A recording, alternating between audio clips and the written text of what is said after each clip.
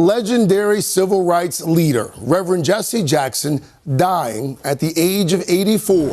I'm human. I am God's child. After decades in the public eye, watching a country change as much as he did, Jackson, born in 1941 in Greenville, South Carolina, was a young protege of Dr. Martin Luther King Jr., his life changing when King was gunned down in Memphis. Jackson, literally, there by his side. It sounded like a stick of dynamite or a large firecracker. And when we turned, all we could see was police coming. Police were coming from the direction of the shot. Had been lined up along the streets. It fell to Jesse Jackson and a small group of others to help keep the civil rights movement alive. The Baptist preacher known for his stirring speeches. Repeat this. I am somebody. Becoming a voice of the people. Keep hope alive.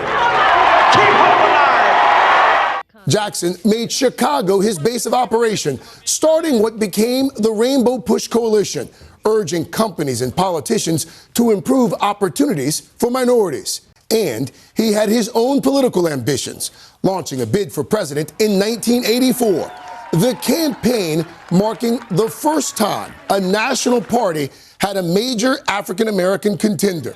But the campaign was derailed when Jackson admitted using an anti-Semitic slur in a private conversation to describe New York City and Jews who live there. However innocent and unintended, it was insensitive and wrong. His apology at a New Hampshire synagogue helped him climb out of a deep political hole. He didn't win the nomination, but came closer after another run in 1988. My right and my privilege to stand here before you has been won in my lifetime by the blood and the sweat of the innocent. 20 years later, a visibly emotional Jackson witnessing America elect its first black president, Barack Obama, a fellow Chicagoan.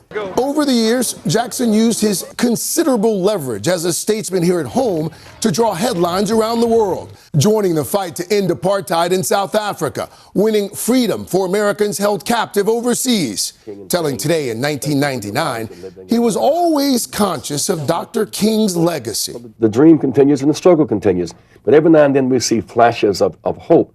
Inclusion leads to growth, and when there is growth, everybody wins. In later years, Jackson facing multiple health issues, diagnosed with Parkinson's disease in 2017, hospitalized with COVID in 2021.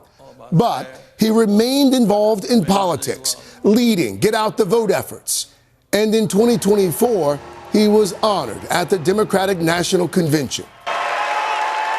Applause for a civil rights icon who dedicated his life to keeping hope alive. Craig Melvin, NBC News.